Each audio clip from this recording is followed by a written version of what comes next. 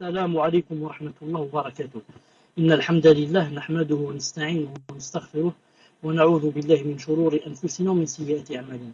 من يهده الله فلا مضل له ومن يضلله فلا هادي له. وأشهد أن لا إله إلا الله وحده لا شريك له وأشهد أن محمدا صلى الله عليه وسلم عبده ورسوله. يا أيها الذين آمنوا اتقوا الله حق تقاته ولا تموتن إلا وأنتم مسلمون. يا أيها الناس اتقوا ربكم الذي خلقكم من نفس واحدة وخلق منها زوجها وبث منهما رجالا كثيرا ونساء واتقوا الله الذي تساءلون به والأرحام إن الله كان عليكم رقيبا. يا أيها الذين آمنوا اتقوا الله وقولوا قولا سديدا يصلح لكم أعمالكم ويغفر لكم ذنوبكم ومن يطع الله ورسوله فقد فاز فوزا عظيما. ألا إن أصدق الكلام كلام الله وخير الهدي هدي محمد صلى الله عليه وسلم وشر الأمور محدثاتها وكل محدثة بدعة وكل بدعة ضلالة وكل ضلالة في النار. أما بعد, en cette soirée du mercredi 9 Jumada Thani 1432 l'Hégire, ce qui correspond, Inch'Allah Ta'ala, au 3 juin de 9. Nous sommes, bi'idna Azza wa Jal, dans le 15e cours du premier tome de Riyad Salihin. Donc c'est la suite du cours passé et nous sommes toujours dans le chapitre Tawba. Chapitre quoi? Le repentir. Et nous avons vu, vous avez écouté, entendu, que les savants disaient que pour que Allah Ta'ala accepte la Tawba d'une personne, il faudrait remplir 5 conditions.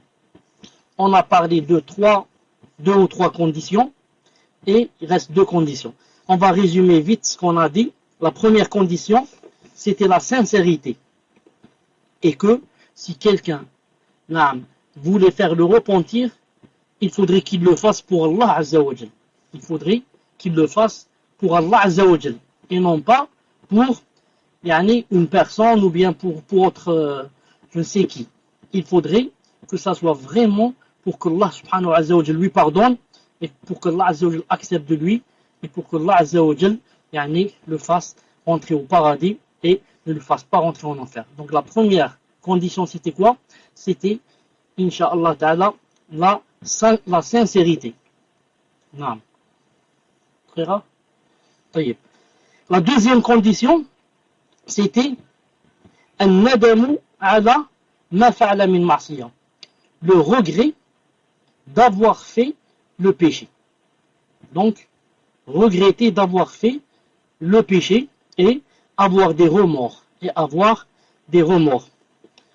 Troisième condition, troisième condition, et c'est l'une des plus importantes conditions, c'est de se délaisser, de s'éloigner du péché au moment même. Ce n'est pas de dire, rester dans le péché et de dire Inch'Allah, je vais faire tawba. Mais, dès qu'on apprend la chose, on l'applique, et qu'est-ce qu'on fait dès qu'on sait que cette chose est un péché? On s'éloigne d'elle, sur le champ, bi'idna Azza wa Jal. Si une personne continue à faire le péché, un péché en général, continue à le faire, et prétend qu'elle a fait la tawba, on lui dit, tes actes contredisent tes prétentions. Tu prétends avoir fait la tawba, mais en fait, le péché il est là devant nous et tu le fais toujours. Donc, l'une des grandes conditions, c'est de s'éloigner du péché et de le laisser. Ensuite, je crois qu'on s'est arrêté ici. Cheikh Rahmou dit maintenant, il dit وعلى كل حال الإنسان لابد أن يقلع عن الذنب الذي تاب منه. Et dans toutes les circonstances, la personne doit s'éloigner du péché qu'elle fait. Dans toutes les circonstances, dans toutes les situations, il dit la personne doit s'éloigner des péchés qu'elle est en train de faire.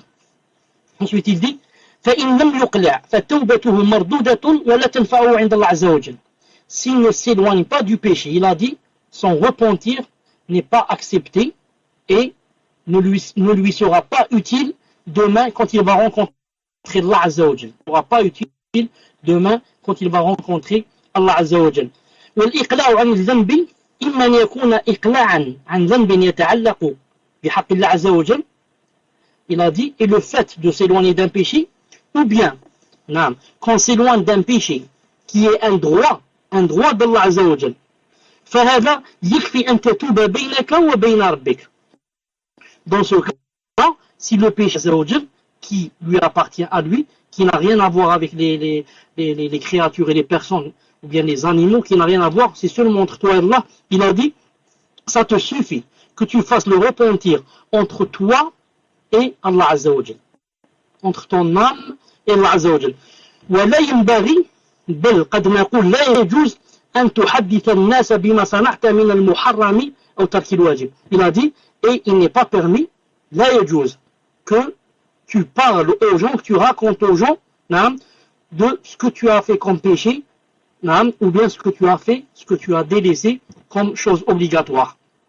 Par exemple, ce qu'on a fait comme péché, par exemple, disons, boire de l'alcool, voler, faire la fornication.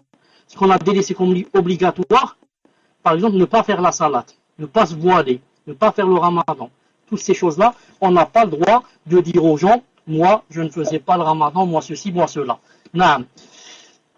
قال النبي صلى الله عليه وسلم كل أمتي معافى إلا المجاهرين. خرجه البخاري ومسلم أيضا. خرجه البخاري كتاب الأدب باب ستر المؤمن على نفسه. Numéro 6069 et Muslim numéro 2990.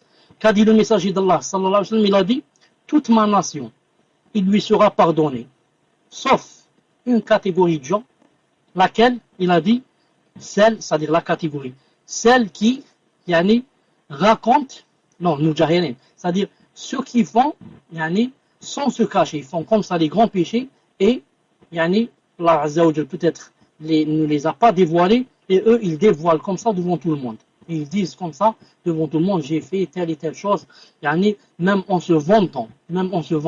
Cela, le messager d'Allah, il a dit, il ne leur sera pas pardonné. Il a dit, ça rentre dans le mujahara. Ça rentre. Donc le hadith, qu'a-t-il dit? Il a dit, tous seront pardonnés, sauf ceux qui, disons, s'exhibent comme ça devant tout le monde, ils montrent devant tout le monde qu'ils font des péchés. Cheikh Lahmoud dit, et ça rentre dans l'exhibition, ça rentre dans le fait de montrer comme ça devant tout le monde, ça rentre quoi? Il a dit, ça rentre le hadith suivant, que أن يعمل الرجل بالليل عملا ثم يصبح وقد سطره الله عز وجل فيقول يا فلان عملت البارحة كذا وكذا إلى آخره. Hadith authentique. Il a dit, ça rentre dans l'exhibition, donc ça rentre dans ce qui n'est pas pardonné par Allah Ta'ala.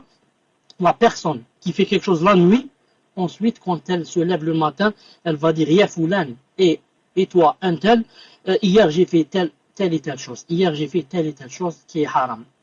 Bien le contraire est vrai aussi. Qu'il fasse les choses le matin, et la nuit, il va dire, quand il rencontre ses amis, aujourd'hui j'ai fait telle et telle chose, aujourd'hui j'ai fait telle et telle chose de haram. Naam. إلا أن بعض العلماء قال إذا فعل الإنسان ذنبا فيه حد فإنه لا بأس أن يذهب إلى الإمام الذي يقيم الحدود مثل الأمير ويقول إنه فعل الذنب الفلاني ويريد أن يطهره منه. Donc, Cheikh a dit que si c'est une chose, si c'est le péché, c'est entre nous et Allah Azza wa Jal, un droit à lui, il a dit, il vaut mieux faire la tauba entre nous et Allah subhanahu wa ta'ala. C'est pas la peine de dire aux gens. Il a dit, sauf que certains savants voit que si la personne qui vient de faire un péché, et ce péché, comment on dit en français, ce péché, c'est un had, c'est-à-dire, il contient, un châtiment dans cette dunya, comme par exemple lapidation, comme par exemple le fait d'être fouetté, comme le fait, ces choses-là, où il y a, la lapidation, par exemple, où il y a, par exemple, le fait d'être flagellé et frappé. Dans ce cas, il a dit, certains savants voient que c'est permis, à cette personne lui est permis qu'elle aille chez le gouverneur. Chez le gouverneur, celui qui commande, par exemple, bien sûr, il parle d'un pays musulman, par exemple au tribunal, et qu'ils disent au juge, par exemple, que j'ai fait tel et tel péché. Et je voudrais que vous me purifiez. Le purifier, s'il a fait la zina, le purifier, c'est quoi? C'est le frapper son coup de fouet. S'il était marié, on le lapide jusqu'à la mort. S'il a parlé sur quelqu'un, c'est la médisance, 80 coups de fouet, et comme ça. Mais il a dit, il a dit, et malgré cela, le meilleur pour lui, c'est que, il laisse ça entre lui et Allah Azza wa Jal. Il a dit, c'est le meilleur. يباح له أن يذهب إلى ولي الأمر إذا فعل معصية فيها حد كالزنا مثلا فيقول إنه فعل كذا وكذا يطلب إقامة الحد عليه لأن الحد كفارة للذنب. Il a dit, c'est-à-dire il se répète, il a dit, c'est-à-dire qu'il lui est permis, une personne qui fait une grande faute entre elle et Allah Ta'ala, il lui est permis à cette personne d'aller chez le gouverneur et lui demander de la purifier. Il a dit, c'est permis. Parce que pourquoi? Parce que le fait que le gouverneur te purifie, tu es purifié devant Allah subhanahu wa ta'ala. Il y a un hadith authentique qui dit al-hudud kaffarat, hadith authentique. Il a dit al-hudud, les châtiments qu'il y a ici dans cette vie, qui sont faites par le gouverneur et le tribunal, etc.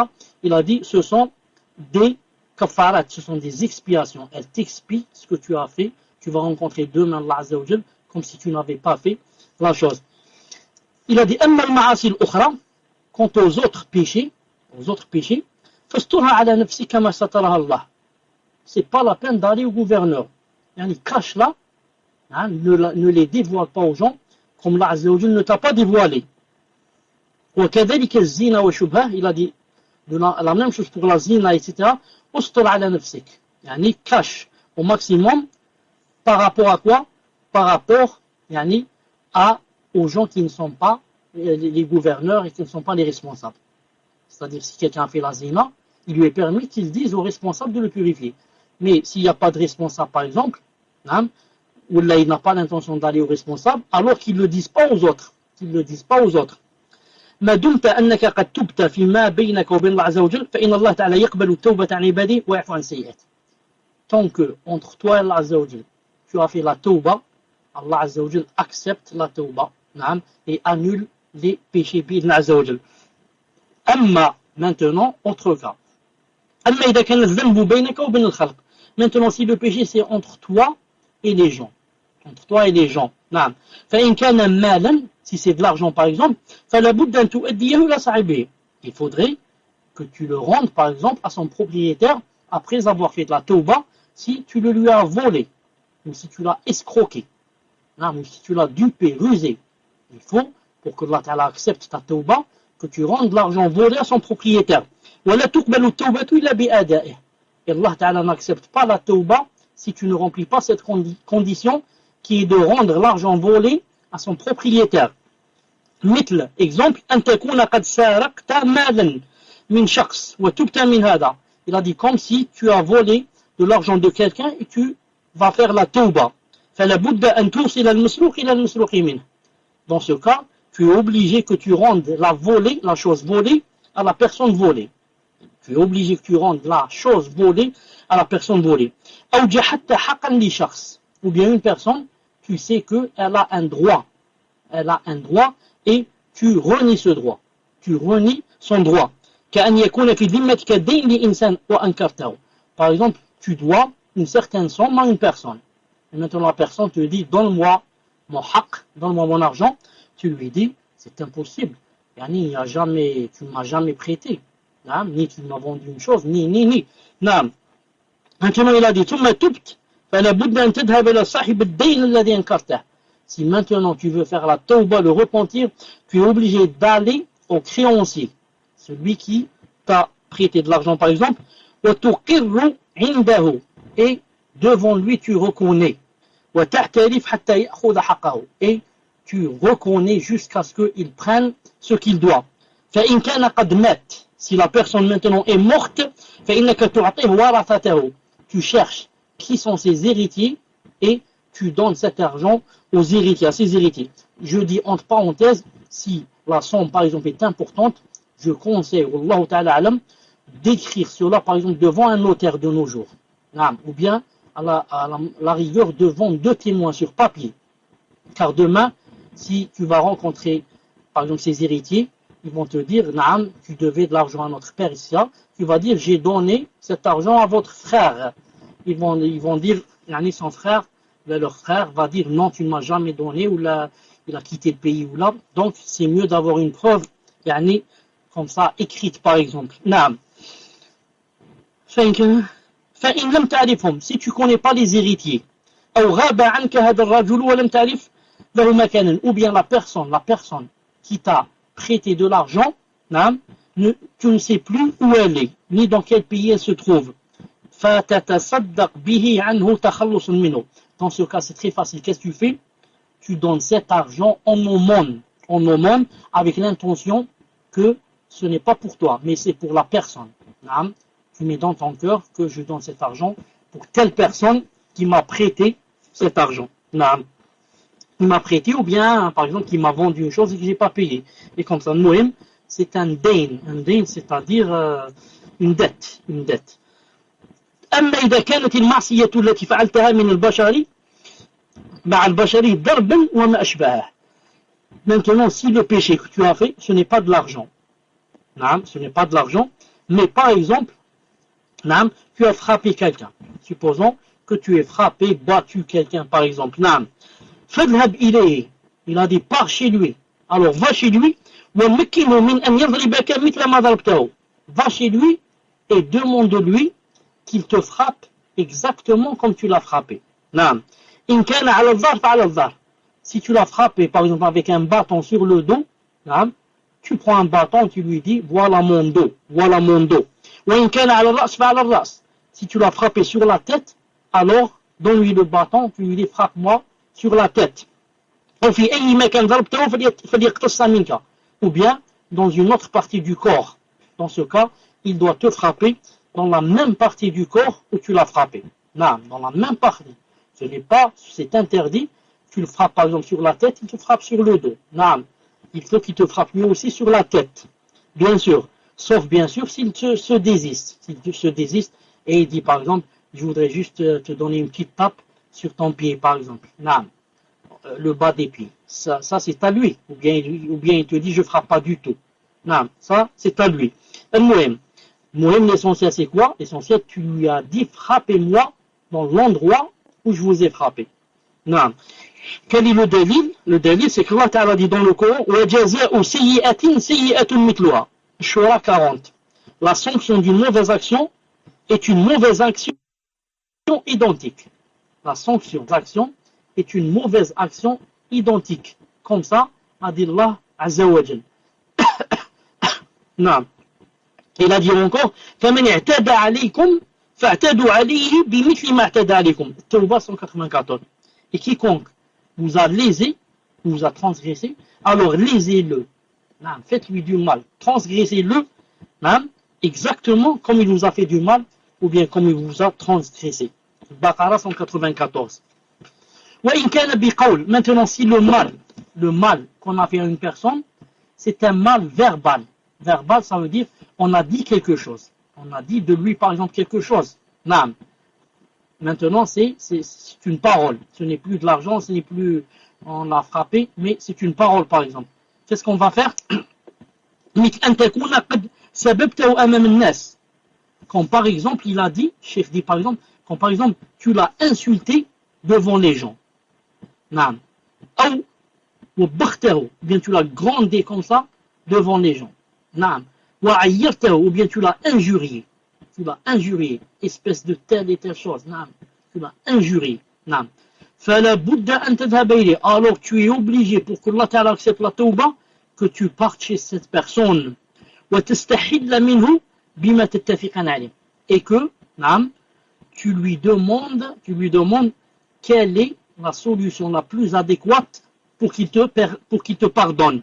حتى لو قال لا أسمح لك إلا بكذا وكذا من الدراهم فأعطه. Subhanallah al-Azim. Il a dit Cheikh Lahmou, même si la personne va dire, moi je ne peux pas pardonner ce que tu m'as fait, c'est trop grave ce que tu as dit, mais je te pardonne si tu me donnes telle et telle somme. Je te pardonne si tu me donnes 1000 € pour que je te pardonne. Il a dit Cheikh Lahmou, ici, tu es obligé de lui donner. tu es obligé de lui donner.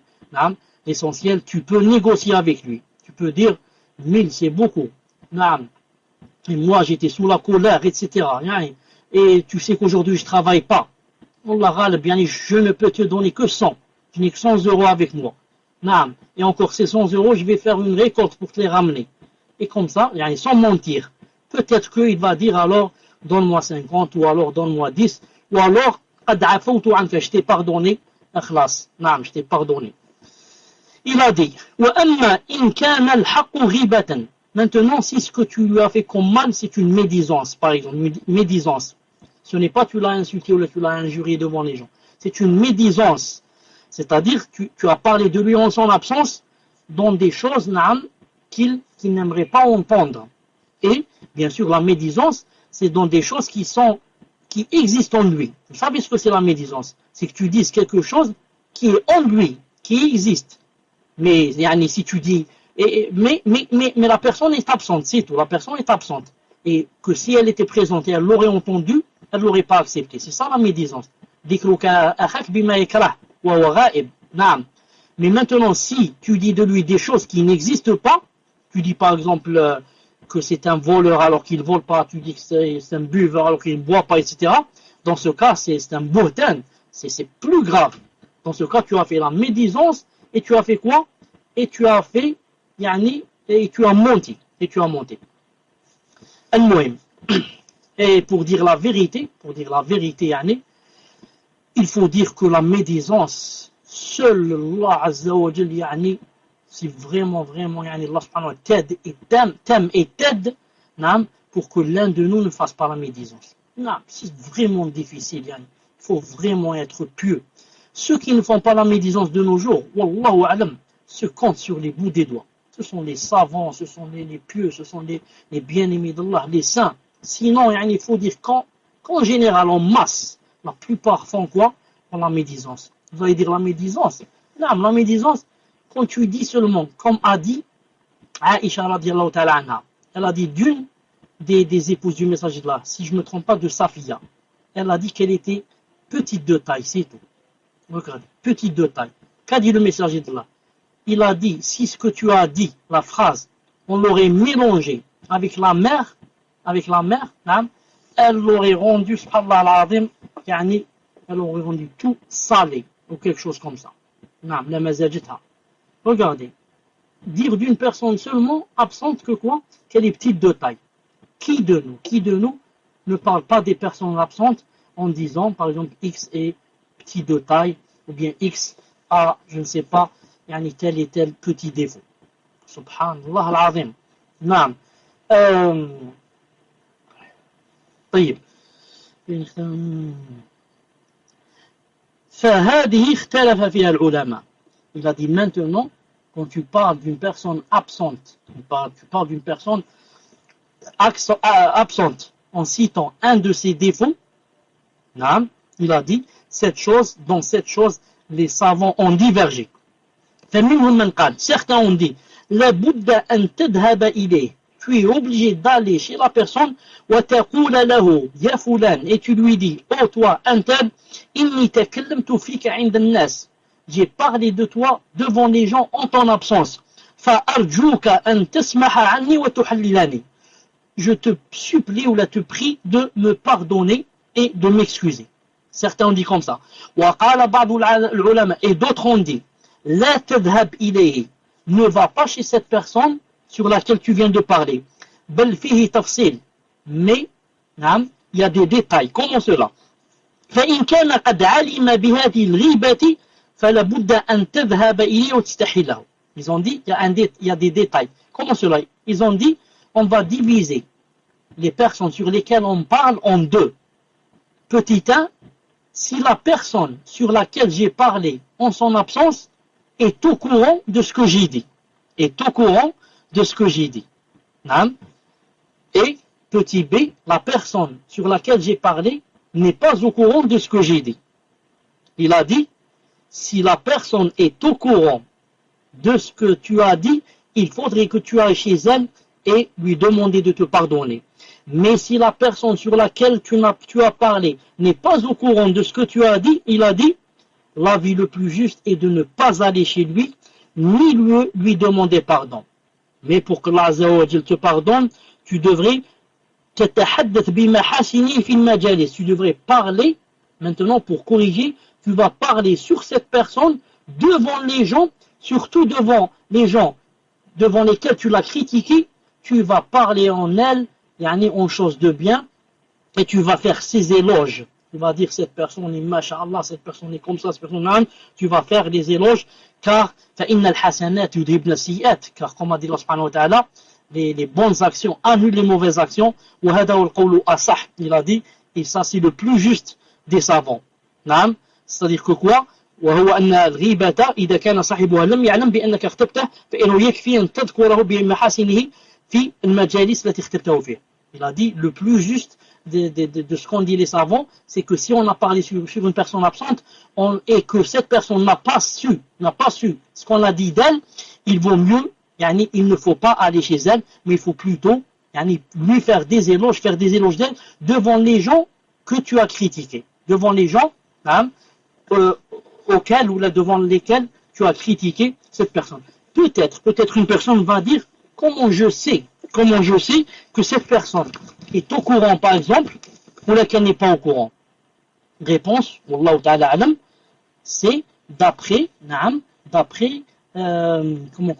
des signes. Toi quand tu vas rencontrer cette personne, tu vas voir qu'elle n'a pas changé. Elle t'accueille, masha'Allah, salam alaikum, comment vas-tu? Ça fait longtemps que tu n'as pas vu. Elle t'enlace, elle ceci, elle cela. Ça, sûrement qu'elle n'a pas entendu ce que tu as dit. Voilà une des preuves, Wallahu ta'ala alam. Mais si cette personne, maintenant, tu vas la rencontrer, après avoir parlé sur elle, et tu vois que tu lui dis salam, et tout juste elle te répond, ensuite elle ne sourit pas, elle n'a pas envie de s'asseoir à côté de toi et comme ça, tu vas ressentir tout seul que quoi? Que il y a des personnes, des nammamines qui aiment rapporter entre les gens et ils sont allés lui dire que tu as parlé sur elle. Ensuite, Cheikh Lahmoud il a dit que en même temps, tu fais ces éloges devant les gens et en même temps,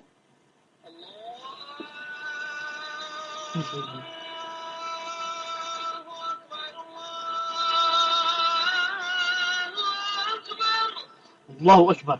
Il a dit en même temps, tu lui fais, tu demandes à Allah subhanahu wa ta'ala de lui pardonner. De lui pardonner. Vous allez dire, pourquoi je demande à Allah de lui pardonner à lui? Pas à moi. Moi qui a fait qui a parlé de lui. On va dire, toi tu as fait la tawba, inshallah, mais maintenant lui, tu lui fais des doigts, ça veut dire des doigts pour que Allah ta'ala lui pardonne. Des doigts pour que Allah ta'ala lui pardonne les péchés qu'il a fait lui aussi. طيب. Ensuite, Cheikh Lahmoud il a dit, il s'est basé sur un hadith, il a dit kafaratu man ikhtabtahu an tastaghfira lahu. Il a dit l'expiation de celui dont tu as fait la médisance et de demander à Allah Ta'ala de lui pardonner. Quand je dis ici lui pardonner, ça veut dire de demander à Allah Ta'ala qu'il lui accorde la miséricorde, c'est ça, qui lui accorde la miséricorde. Mais Cheikh Lahmoud n'a pas souligné que ce hadith est daif, ce hadith est faible. Dha'afahu al-Albani, alayhi rahmatullah, il a dit faible dans Silsila Dha'ifa, hadith 1519. Donc on apprend ici quelque chose, c'est quoi?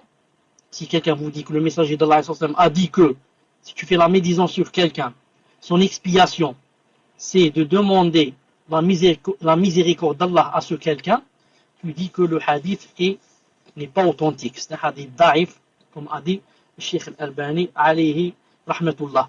Reste maintenant quoi? Reste la 4e et la 5e condition, bi'idhnillahi azza wa jal, qu'on va laisser, inshallah ta'ala, qu'on va laisser pour tayyib. Je préfère, inshallah ta'ala, qu'on laisse ces deux conditions pour le prochain dars, bi'idhnillahi ta'ala. Car comme vous avez entendu, c'est salat al-isha ici. Donc on va se rencontrer, inshallah ta'ala, après salat al-isha. Si vous pouvez préparer vos questions, inshallah ta'ala, rapidement, sinon pour nous aider aussi, vous pouvez, pour les frères par exemple qui ont la question, ils prennent le micro directement au lieu d'écrire. Celui qui a le micro, il prend le micro directement, Inch'Allah Ta'ala. Ou bien si c'est une sœur, qu'est-ce qu'elle fait? Elle peut donner à son enfant le micro pour qu'il lise. Elle lui écrit, elle lui dit voilà, tu lis ça, naam, et il lit directement sur le micro pour gagner le temps, Inch'Allah Ta'ala. On se rencontre, Inch'Allah Ta'ala, dans 20 minutes à peu près. سبحانك اللهم وبحمدك أشهد أن لا إله إلا أنت أستغفرك وأتوب إليك السلام عليكم ورحمة الله وبركاته.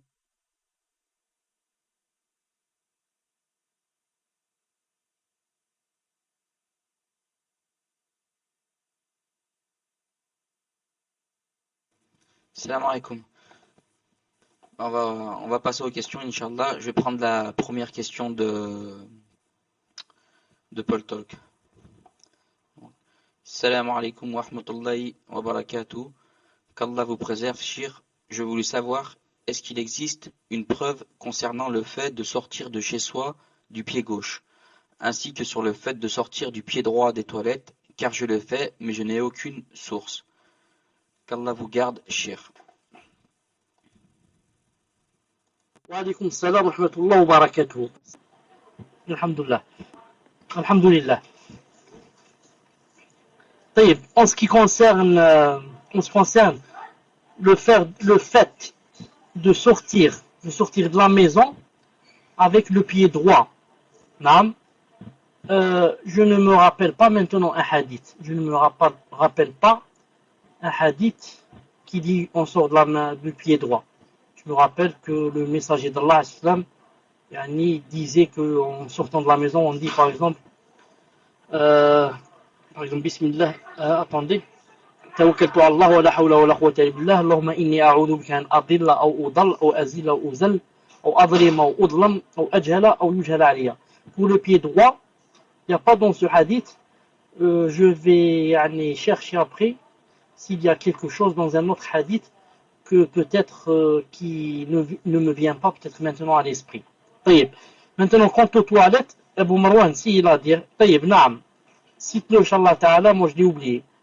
Écris-le, Inch'Allah. Quant aux toilettes, Inch'Allah Ta'ala, il n'y en a pas. Quant aux toilettes, il n'y en a pas, mais les savants ont dit que, puisqu'il y a un hadith qui dit que pour rentrer à la mosquée, on rentre du pied droit et on sort du pied gauche. Et puisque la mosquée, c'est la maison d'Allah Azza wa Jal, ils ont dit par sens opposé, quand on va rentrer aux toilettes, qui est la maison du shaitan, on va rentrer avec quoi? On va rentrer avec le pied gauche et sortir avec le pied droit, comme ça. Mais il n'y a pas un hadith qui dit que dans les toilettes, on rentre avec le pied droit, on rentre avec le pied droit, on rentre avec le gauche et on sort avec le pied droit. Wallahu alam. Tfadl, Inch'Allah, le suivant. Je vais vous chercher, Inch'Allah Ta'ala, pour la prochaine fois, pour le fait de sortir de la maison. Naam. Tfadl, je vous laisse le micro sur le pal. Salam alaikum. La question à Ibrahim 8, je sais pas qui c'est qui l'a envoyé en PV. En tout cas, moi, je n'ai pas sa question. Donc, Abu Marwan. Okay. Il manque une partie de la question.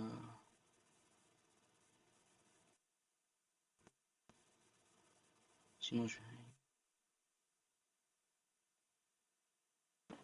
Est-ce que vous avez lu la question? J'ai pas entendu. Si vous avez lu quelque chose, j'ai pas entendu. Tfadl. Salam alaikum, cheikh.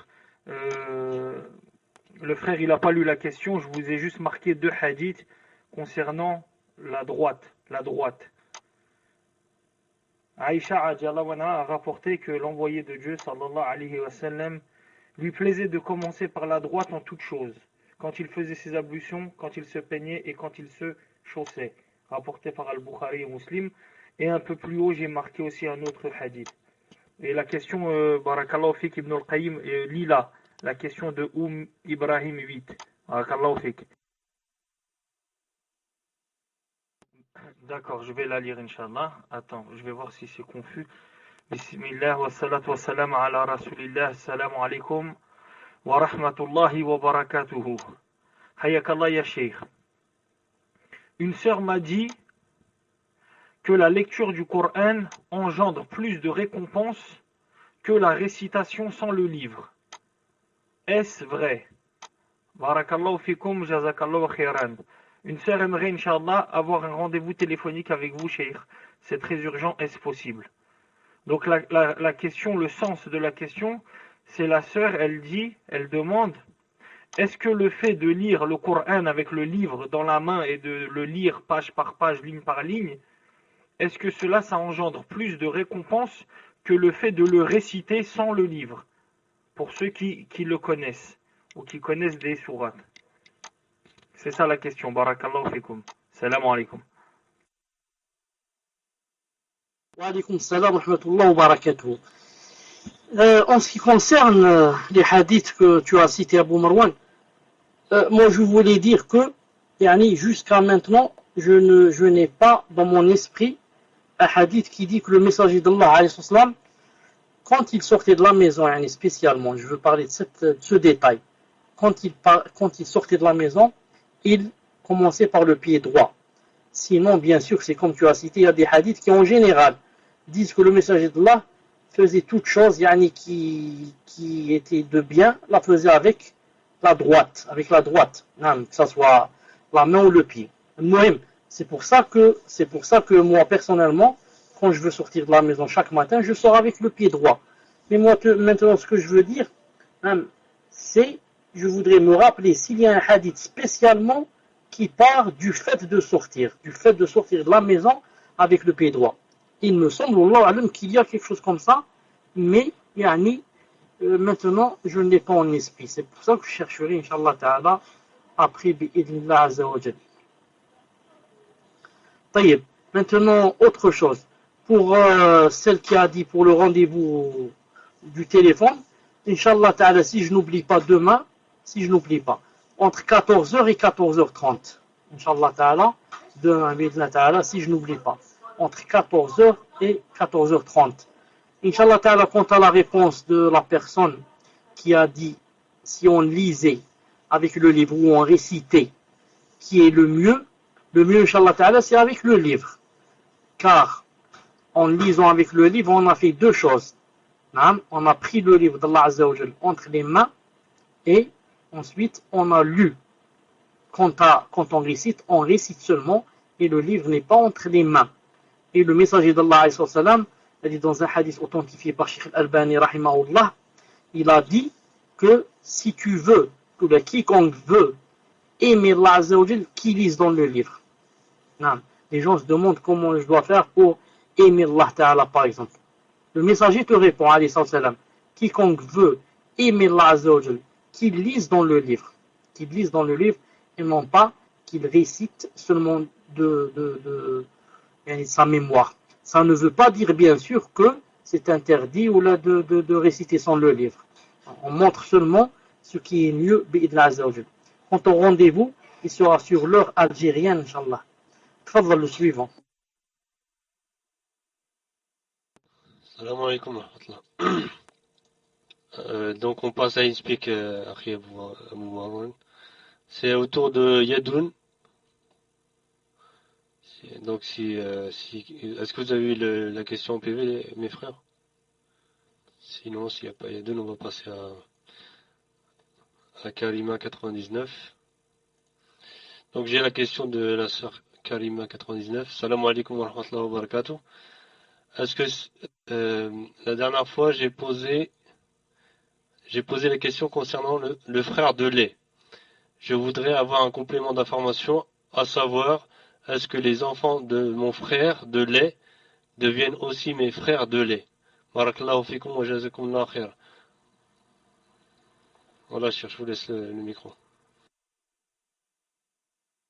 Je n'ai pas bien entendu la question. Est-ce que c'est ça la question?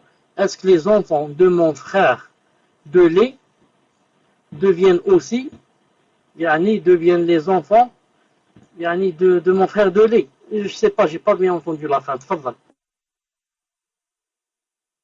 La question, c'est exactement ça. La personne demande si elle a des frères de lait, et est-ce que les enfants de ses frères de lait deviennent aussi automatiquement ses frères de lait aussi. Voilà, barakallahu fikum.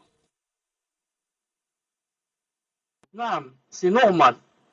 C'est normal. Si j'ai un frère de lait, non, si j'ai un frère de lait, maintenant ça dépend. Est-ce que c'est moi qui ai tété la poitrine de sa mère, ou bien c'est lui qui a tété la poitrine de ma mère pour devenir des frères de lait. Non, si c'est par exemple moi qui ai tété la poitrine de sa mère, donc ses enfants à lui et tous les autres enfants de cette femme, que ce soit de ce mari ou d'autres maris, je deviens qui? Je deviens leur oncle. Je suis leur oncle, je suis le frère de leur mère. Naam. Et si c'est le contraire, naam, ce sont mes enfants à moi. Mes enfants à moi, par rapport, naam, si c'est par exemple une personne qui a tété, par exemple, la poitrine de ma mère, naam, donc elle, cette personne, qu'est-ce qu'elle devient? Elle devient, par rapport à moi qui suis l'enfant aussi de cette mère, donc cette personne devient un frère de lait. Si cette personne a été ma mère, elle devient un frère de lait. Et ensuite, tous mes enfants à moi, là, c'est lui, c'est qui? C'est leur oncle. C'est leur oncle.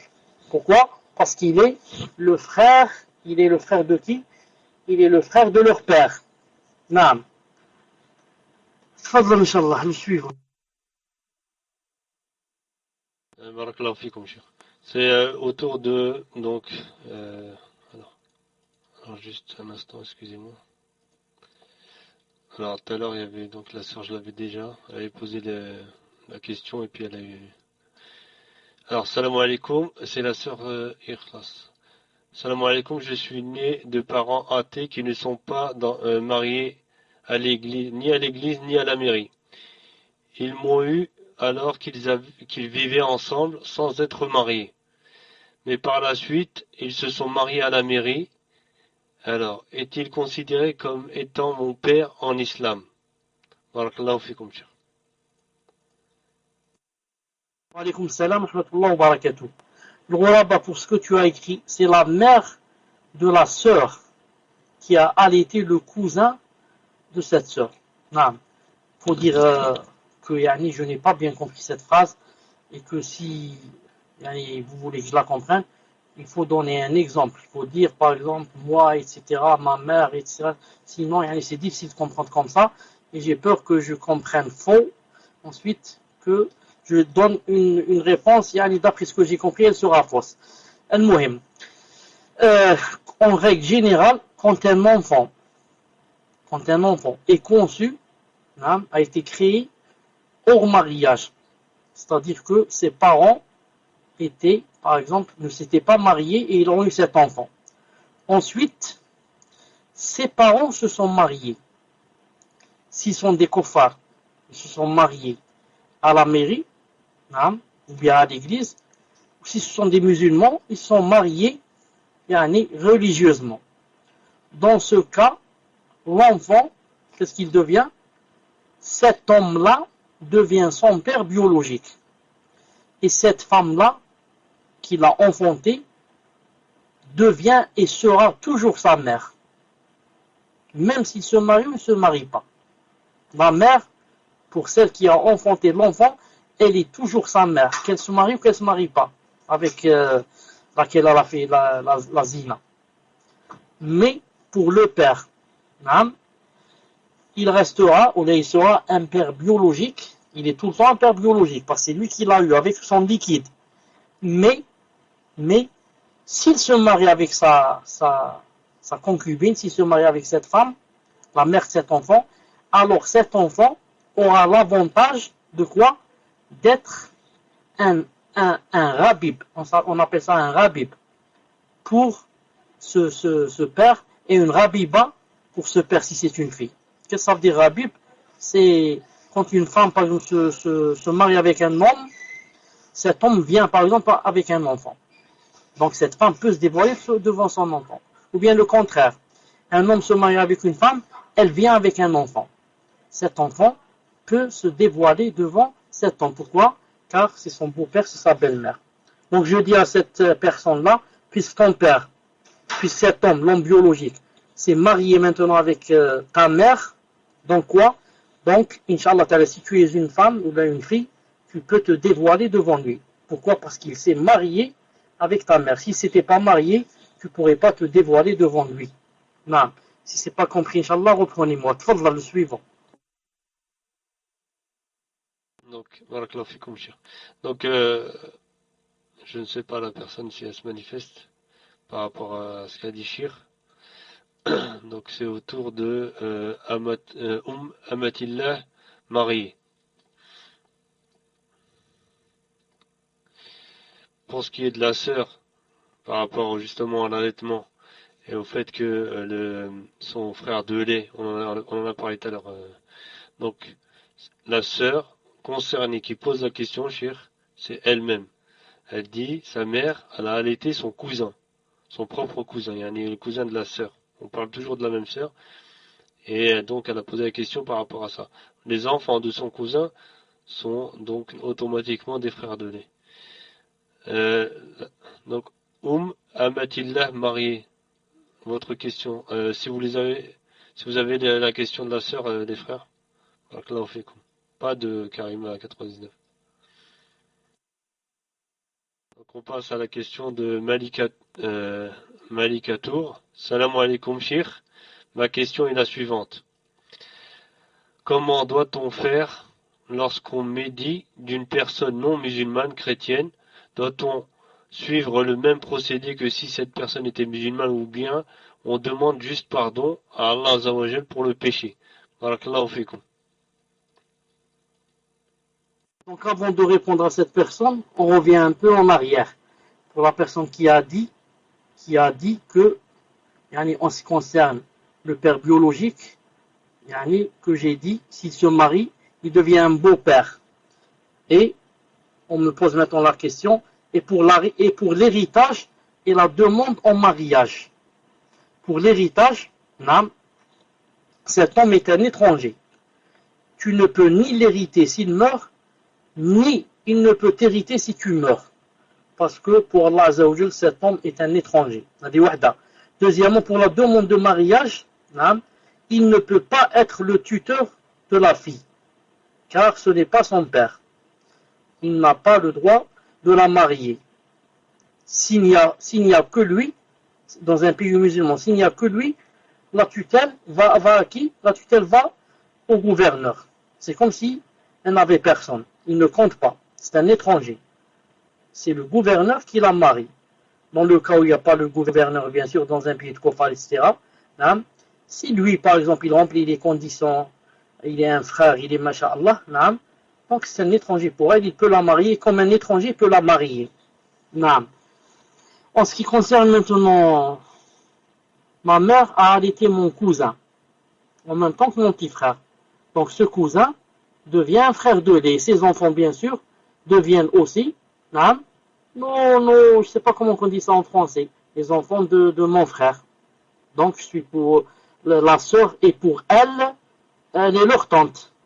Donc tu es leur tante, Inch'Allah ta'ala. Voilà, ce sont des neveux. Et toi, tu es leur tante, bi'idnillahi azza wa jal.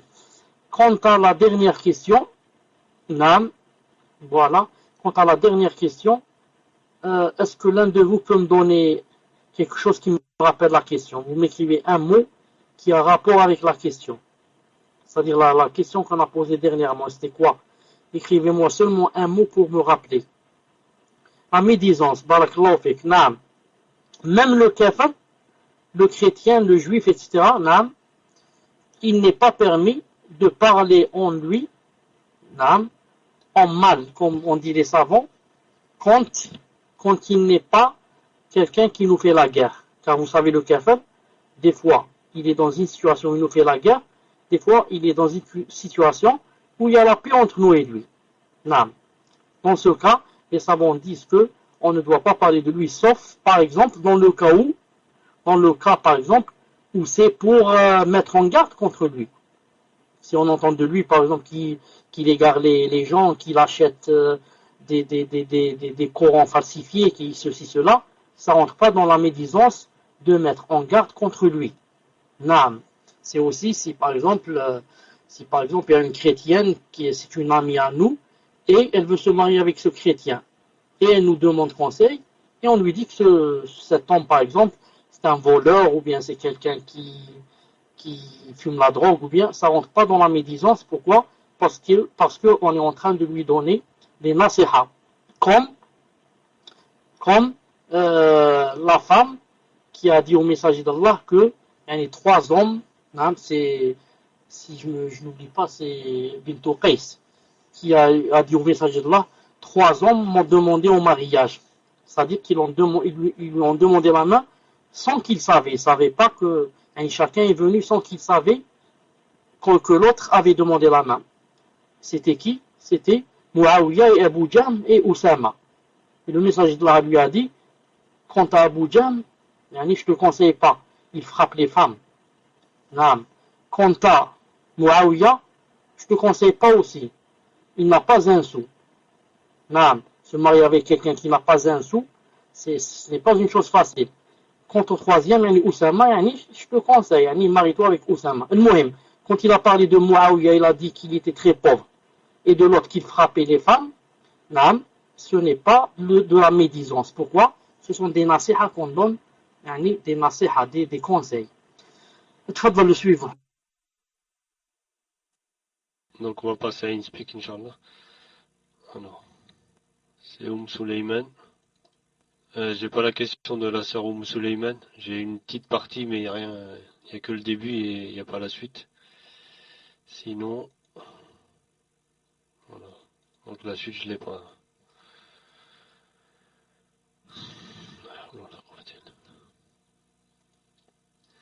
La sœur Souleyman, si vous pouvez poster la question en PV ou alors sur le salon. Ou la sœur Saliha. La question elle passe pas en fait. J'ai salam alaikum shir, qu'Allah vous préserve de tout mal, amin. Je souhaiterais avoir un éclaircissement sur les frères et voilà. J'ai pas la suite. Donc si vous avez la suite, postez-la directement sur le salon, je lirai Inch'Allah.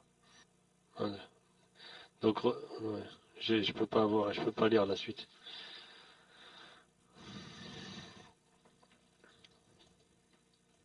Sinon on passe à Paltok, si c'est comme ça. La sœur alors Bint Ali, à vous s'il vous plaît, posez votre question. Tfadal Abu Marwan, tfadal. Salam alaikum. J'ai la question, Inch'Allah, et je voulais la poser personnellement, celle-là, parce qu'elle me fait penser à moi. Salam alaikum wa rahmatullahi wa barakatuhu, Cheikh. Qu'Allah Azza wa Jal, par sa grande miséricorde, continue à récompenser ses serviteurs décédés quand ils ont laissé des enfants pieux. Il y a des parents musulmans qui n'ont nullement éduqué leurs enfants, et ils ne leur ont pas appris la prière et l'islam, etc. Et malgré tout, Allah Azza wa Jal les a guidés, les enfants, et lui a fait don de la science. Est-ce que ces parents auront quand même cette récompense après la mort, alors qu'ils n'ont jamais été la cause de la piété de leur enfant? Non, ça c'est pas moi ça. Je répète la question, Cheikh. Allah Azza wa Jal, par sa grande miséricorde, continue de récompenser les serviteurs décédés qui ont laissé un enfant pieux. Mais il y a des parents musulmans qui n'ont pas éduqué leur enfant dans l'islam et ne leur ont pas appris la prière. Malgré cela, Allah Azza wa Jal a guidé ses enfants et leur a donné de la science. Est-ce que ces parents qui n'ont pas éduqué leur enfant dans l'islam et ne leur ont pas appris la prière auront quand même la récompense d'avoir des enfants pieux après leur mort, alors qu'ils n'ont pas été la cause de leur piété? Barakallahu fikum, Cheikh. Wa alaykum salam wa rahmatullahi wa barakatuh. Taïb, j'ai bien compris la question, elle est très claire, Inch'Allah Ta'ala. Vous savez que, comme a dit Allah subhanahu wa ta'ala, que Allah subhanahu wa ta'ala yahdi man yasha. Vous savez que des fois, les parents, ils sont pieux et insistent pour que leurs enfants soient pieux et soient les meilleurs, et pour qu'ils leur apprennent le din, etc. Mais que des fois, ça ne marche pas. Dans beaucoup de cas, subhanallah al-azim. Ils insistent et il n'y a rien. Et des fois, les parents sont vraiment loin du din. et ne s'intéressent même pas à leurs enfants, ni ils parlent de din, ni, et masha'Allah, les enfants sont guidés, sont dans l'islam, dans l'application, dans le minhaj. Ça, c'est une faveur d'Allah subhanahu azza wa jal. Peut-être il y a des milliers de causes. La première raison, c'est bien sûr la grande grâce d'Allah azza wa jal. Mais des fois, il y a des doigts de gens qui ont fait peut-être des doigts à ses enfants. Enfin, peut-être que les parents ont fait un bien. Un autre bien. On est dans un voisin, je sais pas. Allah subhanahu wa ta'ala les a récompensés de cette chose. Al-Muhim, à partir du moment où les enfants sont devenus pieux, masha'Allah, même si les parents ne sont pas la cause, à partir de ce moment, quand ils vont faire des doigts, etc., dans leur salat, etc., à leurs parents, etc., ça va leur arriver, bi'idhnillah azza wa jal. Ça va leur arriver, bi'idhnillah azza wa jal. Pourquoi? Parce que, la grâce d'Allah azza wa jal est immense. La grâce d'Allah azza wa jal est immense. Sûrement que, pendant les années où ils ne les ont pas éduqués, s'ils sont restés des années à ne pas faire la prière, etc., tout cela, bien sûr, compte, dans les péchés des parents. Mais à partir du moment où Allah les a guidés, ils ont commencé à être pieux, etc. À chaque fois qu'ils font des doigts pour leur père, etc., ou leurs parents, ça va leur arriver, bi'idhnillah subhanahu wa ta'ala, car c'est la grâce d'Allah azza wa jal qui n'a pas d'infini. Wallah subhanahu wa ta'ala a'lam. Naam, tfadhal le suivant. Très bien, donc on passe à InSpeak, vu que tout à l'heure il n'y avait pas de... Donc c'est la question de Bent Ali. Salam alaikum wa rahmatullahi wa barakatuh. Dans le cadre d'une rencontre avec un prétendant au mariage, à quel moment doit être évoquée la maladie ou la possible future maladie, probabilité forte de cancer dans le futur, la qaddar Allah. Cela doit-il être évoqué à la première rencontre ou lors d'une seconde rencontre par exemple? Barakallahu fikum pour votre réponse. Tfaddal Cheikh. Wa alaykum salam wa rahmatullahi wa barakatuh. Naam. Il n'y a rien en islam qui dise c'est lors de la première rencontre ou lors de la deuxième. Mais disons que laissons la première rencontre pour voir d'abord si on se plaît. Naam.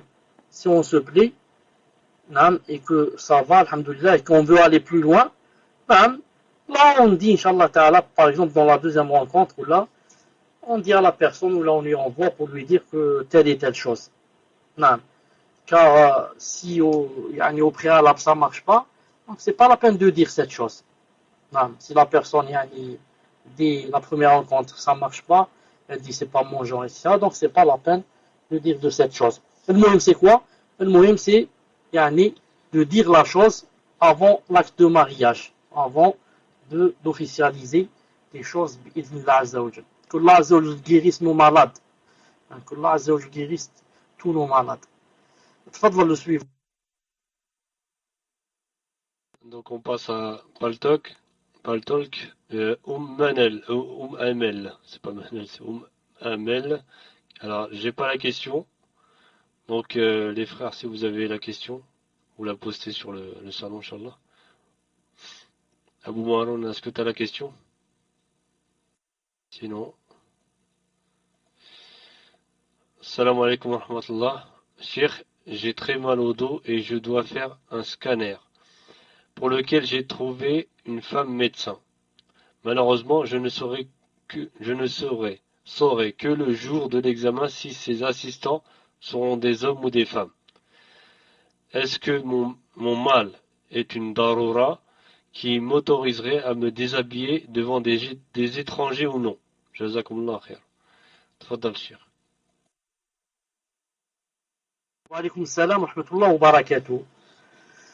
Naam, c'est toi, Inch'Allah ta'ala, qui sais si ton mal vraiment te fait mal ou pas. Et en principe, le mal de dos, ce n'est pas une chose facile et simple.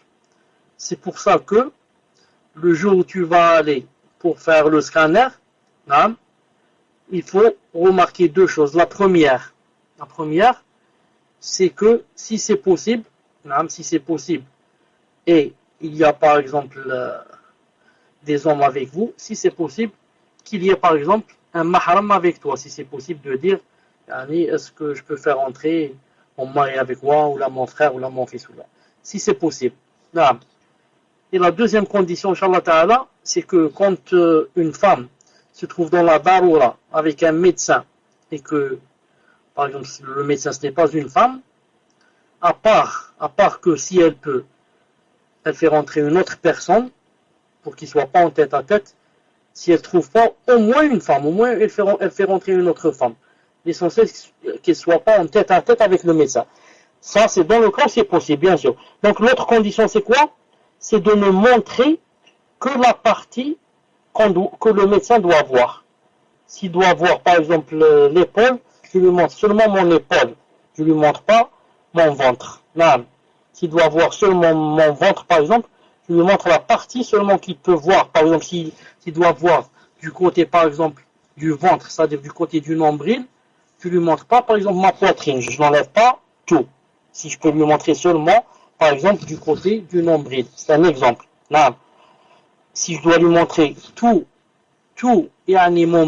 mon buste, et donc je ne dois pas lui montrer, par exemple, mes jambes. Ça n'a rien à voir. Je ne déshabille que du côté que je dois lui montrer, Bidna Azzawajal. Donc, Cheikh, le scanner peut se faire, je ne sais pas, Allahu A'lam, c'est à elle, de savoir, peut se faire sur certains vêtements, un drap. Allahu A'lam. Si le scanner peut se faire sur un drap du tissu léger, etc., elle doit au maximum, ne pas se déshabiller. Donc, Inch'Allah Ta'ala, si, comme elle vient de dire, il y a des hommes, etc., et qu'il n'y a que cette solution, ça rentre dans la darura, Inch'Allah Ta'ala, à condition qu'elle prenne, comme conseil, ce que je lui ai dit. Naam. Tfadlal, le suivant. Cheikh, excusez-moi, donc on va revenir sur une sœur, elle n'a pas compris en fait votre réponse tout à l'heure. Et c'est compliqué pour elle, elle n'a pas compris en fait votre réponse. C'est la sœur qui a posé la question par rapport aux parents. Donc les parents, enfin, il y a eu d'abord la zina, et il n'y avait pas de mariage à la mairie ni à l'église. Ensuite, elle comprend pas pourquoi, elle peut après se dévoiler devant son père, parce qu'ils se sont mariés après à la mairie. Donc si vous pouvez expliquer ça, Inch'Allah, sinon on va passer donc à Umayya, Inch'Allah. Si vous avez la question de la sœur Umayya, Abu Mouran ou Ibn al-Qayyim, sinon je dérède la sœur. Voilà. Umayya, vous êtes dérédé. Barakallahu fik, akhi Abu Mouran. Salam alaikum, Cheikh. On habite en Europe et l'imam de la mosquée locale fait la salat de l'Isha à 1h30 après le Maghrib, c'est-à-dire vers les 22h45 en temps local. Tandis que selon les calculs des différentes sources, l'Isha commence dès 23h30. Et en plus, si on observe l'horizon, on voit toujours une rougeur qui disparaît vers les 23h30. Ma question est, est-ce qu'on a le droit de suivre cet imam? Barakallahu fik. Wa alaykum salam wa rahmatullahi wa barakatuh. Naam, si, comme a dit le messager d'Allah, quand on a des doutes sur une chose, da'ma yaribuk ila ma la yaribuk. Quand tu doutes d'une chose et tu as, Inch'Allah Ta'ala, une autre solution devant toi, prends l'autre solution qui va apaiser ton cœur, plutôt que de dire je vais prendre l'autre alors que j'ai des doutes et je ne sais pas si la salat va être acceptée ou pas. Non, puisque vous dites qu'il y a toute cette différence entre les deux salats et que par-dessus le marché, ça reste toujours cette rougeur, cette chose rouge, non, il vaut mieux dans ce cas prendre de l'autre avis, non, où tout est devenu noir, pour faire la salat comme ça, vous la ferez, Inch'Allah Ta'ala, en ayant le cœur apaisé. Seulement, je voudrais dire, en ajoutant une chose, que ce n'est pas dans une ville, dans une grande ville, comme Paris ou la Marseille ou là une grande ville, qu'on peut en regardant par la fenêtre, on peut voir s'il y a la rougeur ou s'il n'y a pas. Pour voir ces choses, il faut être au bord de la mer, ou bien dans une montagne, ou dans un désert. Car dans les grandes villes, il y a beaucoup de lumière et beaucoup de lampadaires qui te montrent comme ça des choses rouges, etc., alors que peut-être il fait noir. Allah Azza wa Jal a'lam. Quant à la personne qui a dit « Je ne comprends pas pourquoi si mon père ou si cet homme biologique et ma mère se marient à la mairie, alors je peux me dévoiler devant cet homme. » Alors, pour qu'elle comprenne, on va lui dire, lorsque cet homme biologique se marie à la mairie ou à l'église avec ta mère qui est aussi athéo-chrétienne, ça veut dire que ils ne sont plus dans la fornication. Pourquoi? Ça veut dire qu'ils se sont mariés. Pourquoi? Parce que l'islam reconnaît le mariage des kuffars. L'islam, pour l'islam, quand un homme et une femme se marient même à l'église, même à la mairie, leur enfant, c'est leur enfant. Il les reconnaît. Et quand un homme et une femme ne se marient pas et vivent en concubinage et ont des enfants, pour l'islam, il ne reconnaît pas leurs enfants. La preuve, tous les kuffars qui se sont, qui vivaient autrefois au temps du kufr et qui étaient mariés, jamais le messager d'Allah, quand ils sont rentrés en islam, n'a demandé à un kafir d'aller refaire l'acte de mariage. Alors que le musulman, s'il se marie avec une musulmane et il manque quelque chose dans l'acte de mariage, il lui demande de le refaire. S'il manque les témoins, il dit tu refais le mariage. S'il demande le tuteur, tu refais l'acte de mariage. Et pour les kuffars, subhanallah al-azim, Allah Azza wa Jal a voulu que il accepte à condition qu'il se marie.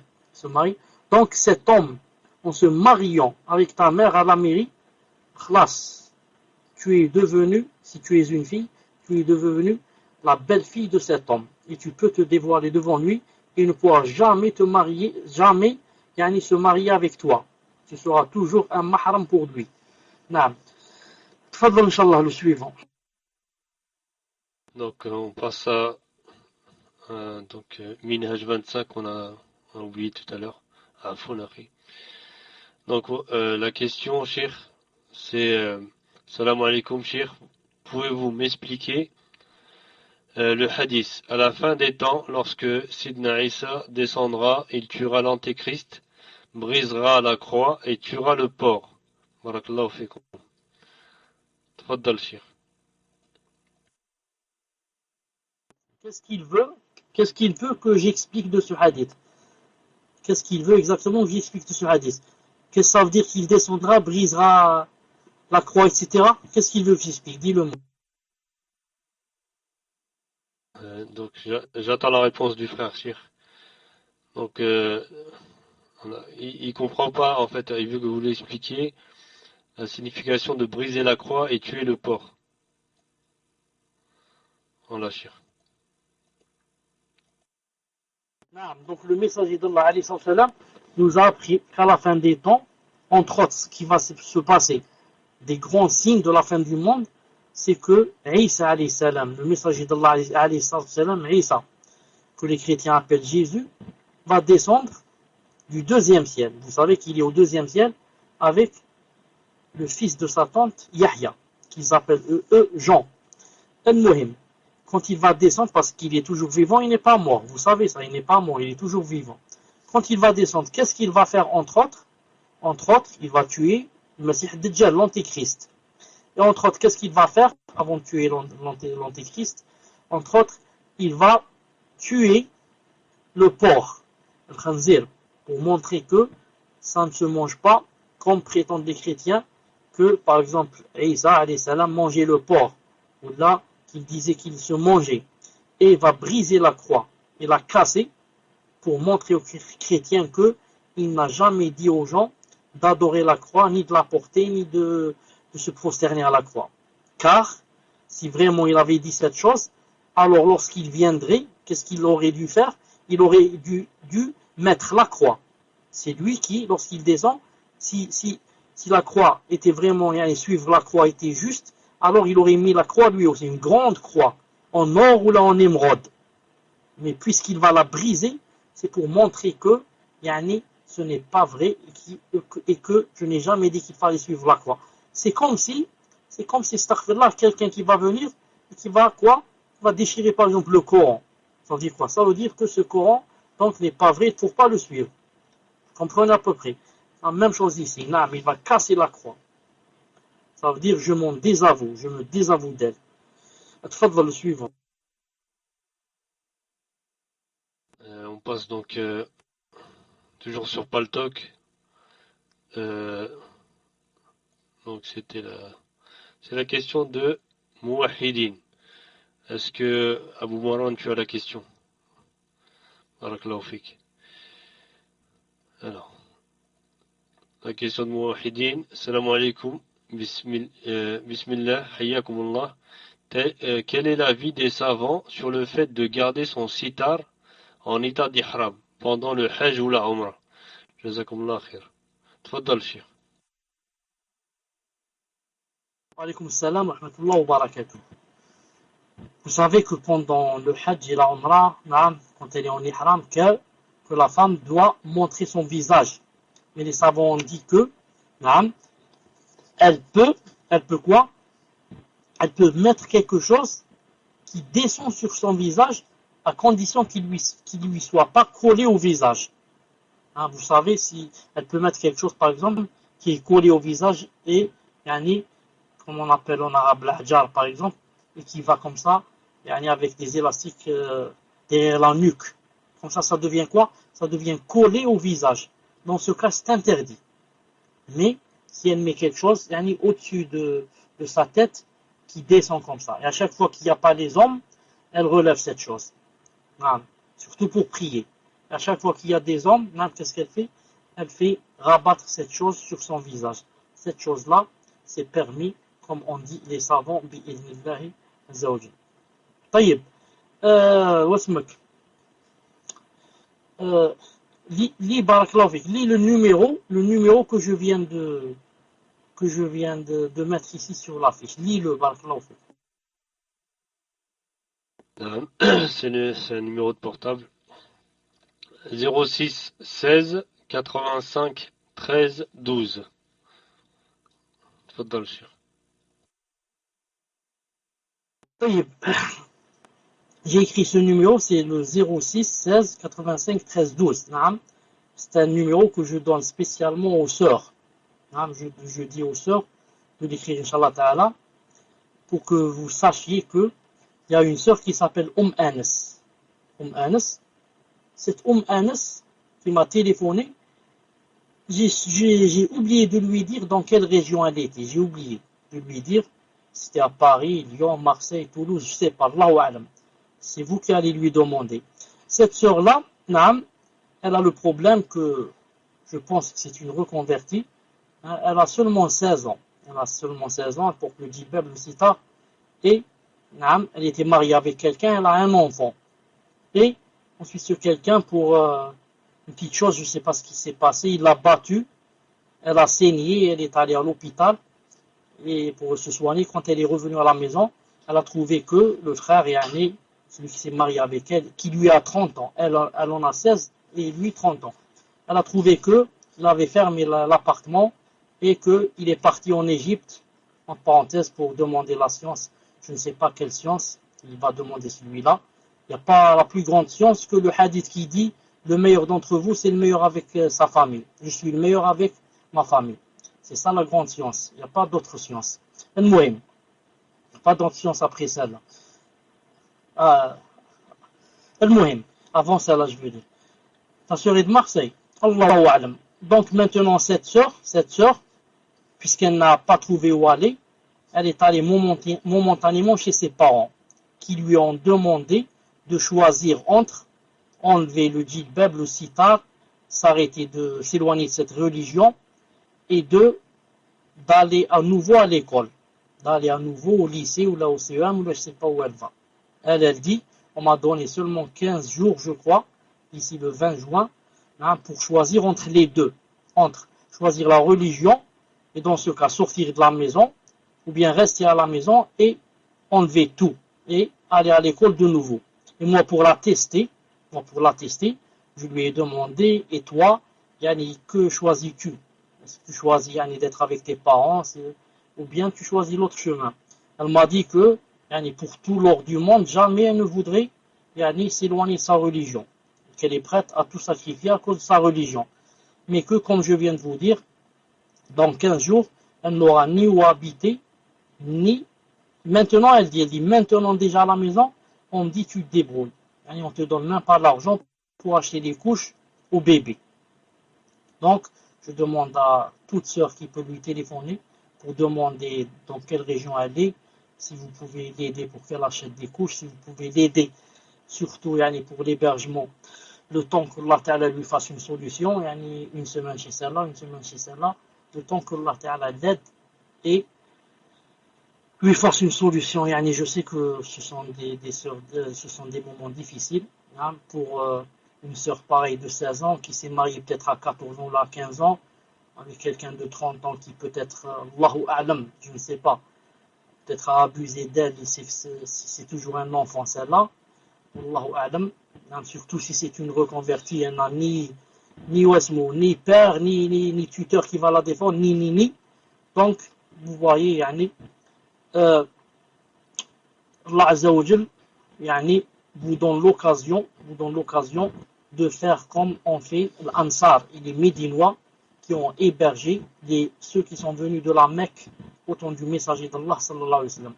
Sachez que toute personne qui héberge une personne pour Allah Azza wa Jal, ne serait-ce qu'une nuit, une seule nuit, Allah Azza wa Jal lui donnera des récompenses comme seul lui il sait, comme seul lui il sait. Pour avoir hébergé une personne, pourquoi tu vas l'héberger? Tu vas l'héberger, ce n'est pas en elle-même, parce que tu aimes cette personne, ou là c'est ta soeur, ou là c'est ta mère, ou là elle va donner de l'argent, ou là elle est la fille d'un ministre, ou là elle a des usines. Tu vas l'héberger pour qu'elle reste dans sa religion. Elle a la fitna dans sa religion. On lui demande de choisir entre l'iman et le kufr. Et toi, tu vas l'aider à choisir l'iman. Tu es un soldat d'Allah Azza wa Jal, qui est là pour propager le khair et le bien et aider les gens à ce qu'ils aient leur relation avec Allah sera mieux que toi. Tu vas rencontrer Allah subhanahu wa ta'ala.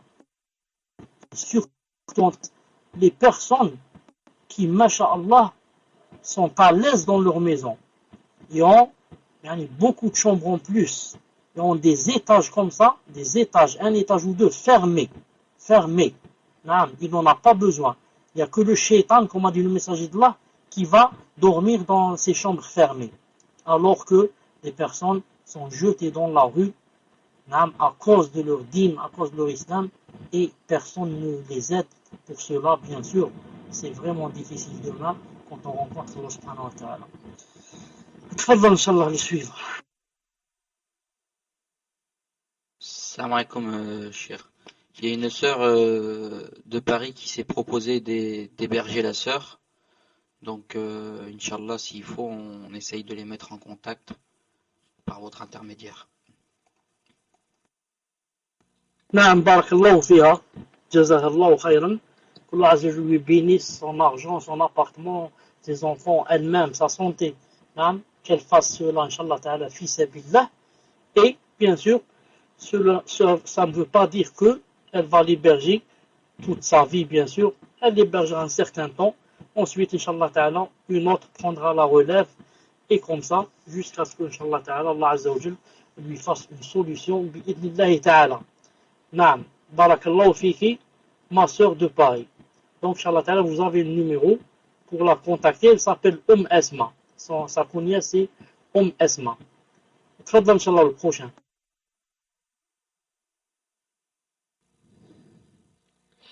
Alors, le numéro, il est là.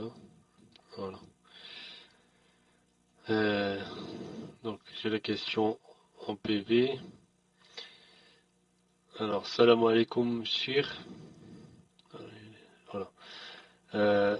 Qu'Allah Ta'ala vous protège et vous guérisse. Un frère voudrait savoir s'il est obligé pour une haqiqa de faire la doua quand il égorge et peut-il égorger à la main gauche, enfin de la main gauche, car il est gaucher. Doit-il égorger un agneau ou un mouton? Barakallahu fik. Cheikh aussi, il y a un frère qui veut poser, enfin ça, qui veut vous parler en PV après le cours si vous pouvez. Dites-moi si vous pouvez, Inch'Allah. Barakallahu fikum. Wa alaykoum salam wa rahmatullahi wa barakatuh. Je suis en train d'écrire en PV à quelqu'un qui s'appelle Taouri. Il ne me répond pas, je ne sais pas pourquoi. Peut-être qu'il n'est pas avec nous dans le salon. Naam.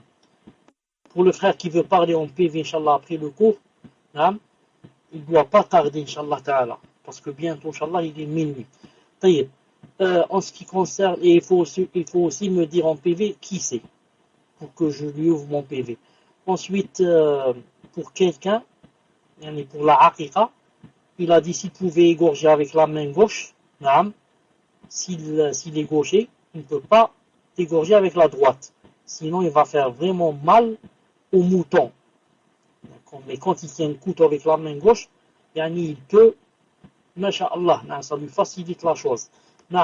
Quant à qu'est-ce qu'il va égorger, de préférence, il égorge 2 moutons si c'est un garçon, 1 mouton si c'est une fille. Ou alors, un seul mouton pour le garçon, dans le cas où il n'a pas les moyens. C'est mieux qu'un agneau. Ensuite, la troisième question, il a posé un troisième détail, je ne m'en rappelle pas.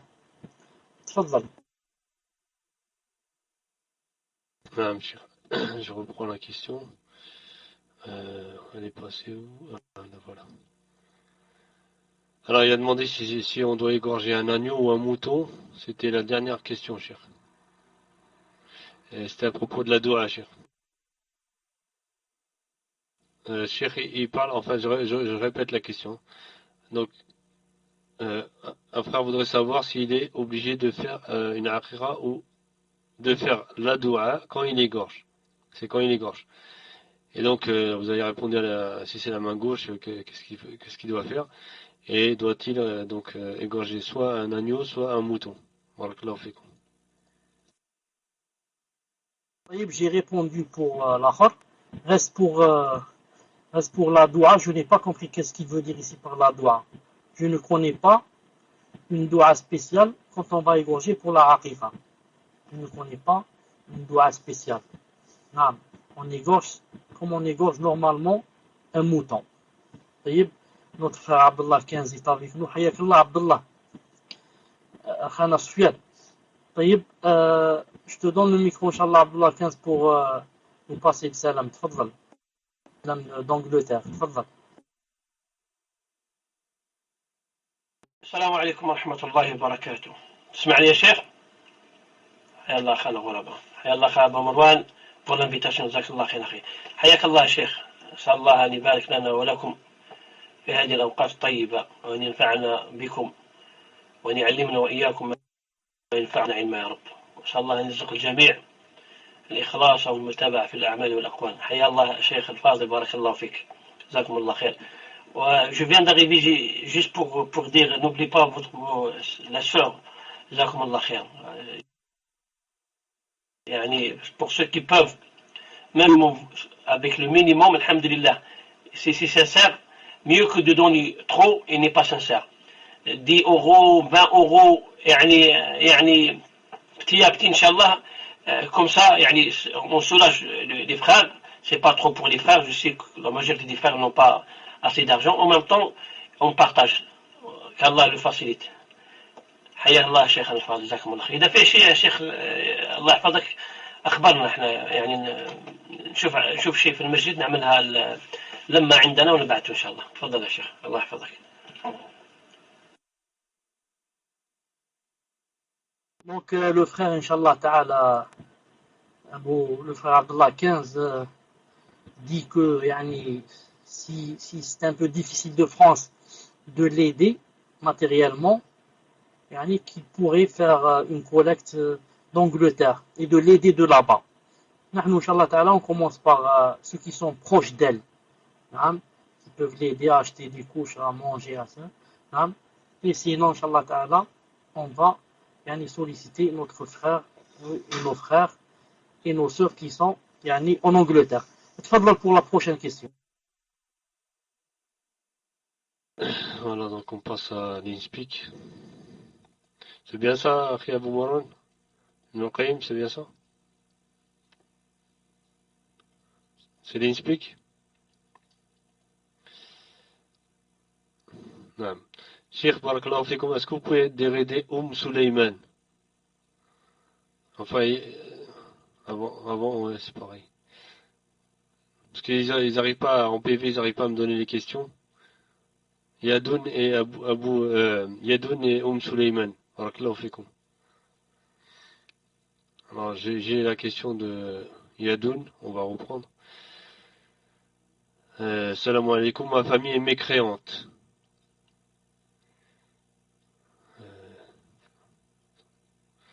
J'arrive pas à lire, sorte dehors, s'envole.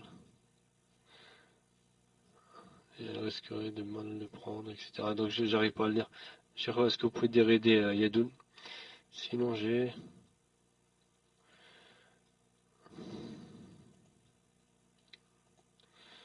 Voilà. Salam alaikum, ma famille est mécréante et ma sœur mécréante me demande de lui faire un brushing. Et un brushing, c'est une coupe. J'ai peur qu'en lui disant que dans ma religion, on n'a pas le droit d'embellir les femmes qui sortent dehors sans voile, elle risquerait de mal le prendre et que cela casse nos liens. Que dois-je faire? Puis-je mentir en disant que j'ai mal aux mains, etc. Si je dis que je fais telle ou telle chose ou que je m'abstiens de faire telle ou telle chose pour ma religion, pour ma religion, ma famille le prend très mal. Quelle sagesse avoir avec eux, cher. Tfadal, cher. Wa alaykoum salam, rahmatullah wa barakatuh. Naam. Des fois, quand on vit avec des parents mécréants, surtout, par exemple, si on est assez jeune et que ce sont eux les responsables, etc., des fois, c'est difficile, naam, de leur parler, comme ça, clairement, etc.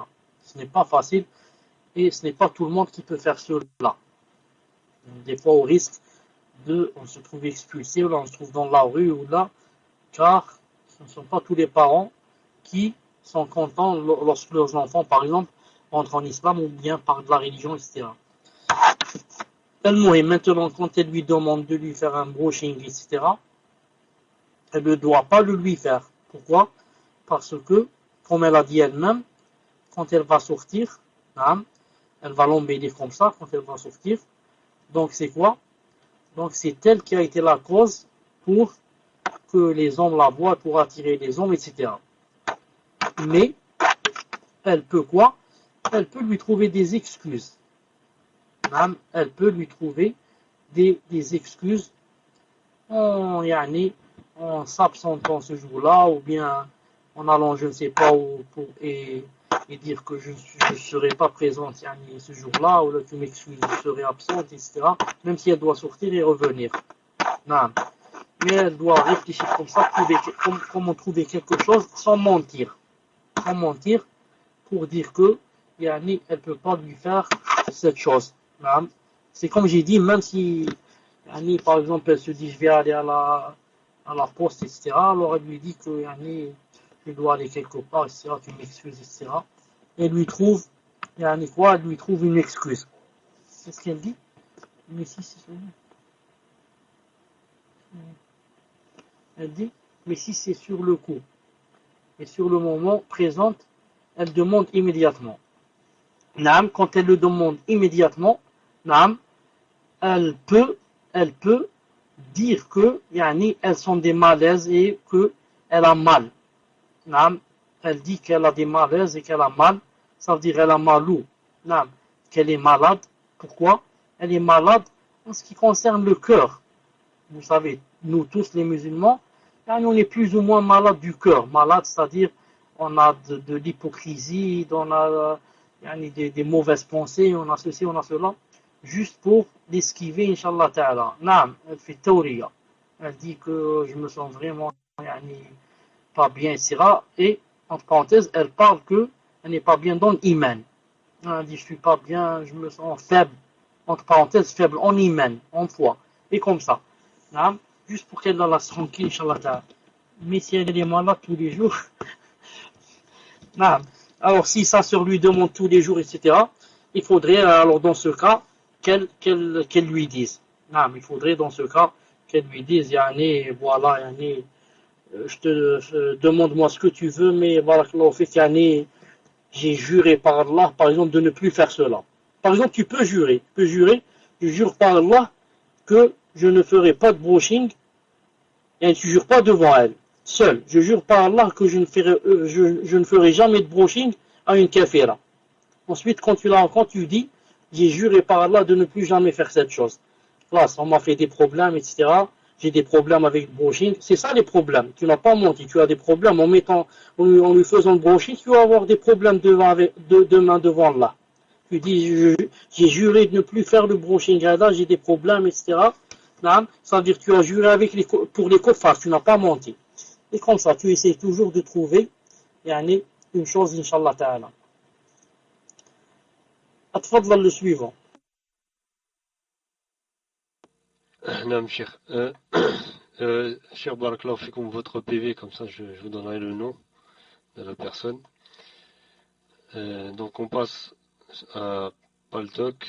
Donc Salama, si vous avez la question de Salama. Après Abu Maran ou après Ibn al. Très bien. Barakallahu Fik, cher. Alors. Salam alaikum, Shaykhuna, Barakallahu fikum wa jazakumullah khaira, vous ainsi que les admins. Ma question concerne la médisance et se divise en deux. Nous avons dit que la médisance est de parler d'une personne absente en des termes négatifs.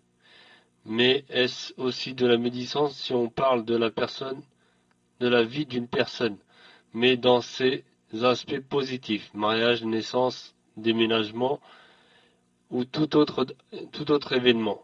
La niya n'étant pas de divulguer gratuitement sa vie, mais de faire partager les bonnes nouvelles de la Oumma. Faut-il quand même demander l'accord de la personne avant? De même, les sœurs entre elles ont tendance à parler des enfants, des foyers, des projets. D'autres sœurs, quand elles ne sont pas là, d'accord, des projets d'autres sœurs quand elles ne sont pas là. Cela entre-t-il dans la médisance? Les paroles dites n'étant pas en soi péjoratives. Les paroles, elles sont pas méchantes, elles sont plutôt bonnes, mais toujours dans les bonnes, une bonne intention. Barakallahu fikum. Voilà, Cheikh, tfaddal. Wa alaykoum salam wa rahmatullahi wa barakatuh. Ghoraba, j'attends, Inch'Allah, ta réponse en PV. En ce qui concerne ce qu'elle a dit, ça ne rentre pas dans la médisance. Ce qui rentre dans la médisance, on l'a bien dit, c'est parler des gens absents en des choses qu'ils détestent, s'ils l'entendaient, en des défauts, en leurs défauts, en des choses que, s'ils vont l'entendre, ils vont quoi? Ils vont pas, ça va pas leur faire plaisir, ça va pas leur plaire. Mais si au contraire, on parle d'eux en bien, c'est permis.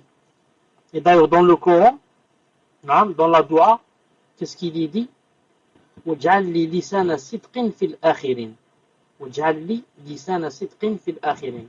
Il demande à Allah subhanahu wa ta'ala que les gens parlent de lui en bien. Parlent de lui en bien. Donc, il est permis de parler en bien sur des gens qui sont absents. Mais à condition quoi? Mais si ce n'est pas une faute, la personne ne voulait pas qu'on dise. Non, mais c'est ce que j'allais dire. À condition de quoi? À condition de ne parler que des choses, d'abord qui sont bien, et deuxièmement, qui on a eu, par exemple, l'autorisation d'en parler. Je donne un exemple. Une personne a eu le baccalauréat. Et elle a dit, je voudrais que personne ne le sache. Donc toi, tu ne vas pas dire aux gens, telle personne a eu le baccalauréat. Elle te l'a dit à toi et t'a dit de ne pas le dire. Donc ça rentre pas ici dans la médisance, ça rentre dans la trahison. Le hadith a dit que le musulman ne trahissait pas son frère. La yardoro. Vous comprenez? Ça, ce n'est pas la médisance, mais c'est un autre péché qui s'appelle la trahison. On a trahi, on a, comme salam, on a, comment on dit ça, dévoilé un secret. Sinon, si on n'a pas l'interdiction, on parle des choses qui sont bien sur les gens. Au contraire, on est en train de faire leurs éloges. C'est permis, à condition que ce ne soit pas des choses spéciales dont on nous a dit de ne pas le dire, c'est tout. Si on a dit une chose qu'il ne fallait pas nous dire, si on rencontre la personne, on doit lui dire de nous excuser. J'ai fait une erreur, je ne l'ai pas fait exprès, ou bien je ne me suis pas retenu, et comme ça, et j'ai dit la chose, je te demande de m'excuser. Ça, c'est dans le cas où tu as entendu qu'elle l'a su. Si tu ne sais pas qu'elle a su cette chose, on fait comme c'est dans le hadith. C'est-à-dire que, on demande à Allah subhanahu wa ta'ala de lui accorder la miséricorde. Je demande, pour ne pas oublier, je demande aux personnes, ou bien à la personne, qui devrait me rendre la réponse sur une certaine personne. J'attends des précisions sur une certaine personne pour parler de cette personne au savant. J'attends toujours donc qu'on me dise ce qu'a dit cette personne. Si elle s'est rétractée, si elle insiste, si elle persiste, qu'est-ce qui se passe exactement pour savoir, car j'ai déjà contacté, j'attends seulement qu'on me dise ce qu'il y a pour les recontacter. Barakallahu fikum. Ibn Qayyim dit il est 1h du matin. On va s'arrêter, Inch'Allah Ta'ala, là, pour, Inch'Allah Ta'ala, se rencontrer, Bidna Azza wa Jal, samedi, dans le cours de la Aqida, Inch'Allah Ta'ala. Pourquoi Tauri ne m'a pas contacté? Non. Maintenant pour le PV, Roulaba. Pour le PV, je te réponds que cette personne ne peut pas entamer les démarches maintenant. Pourquoi? Parce que cette personne n'est pas encore divorcée.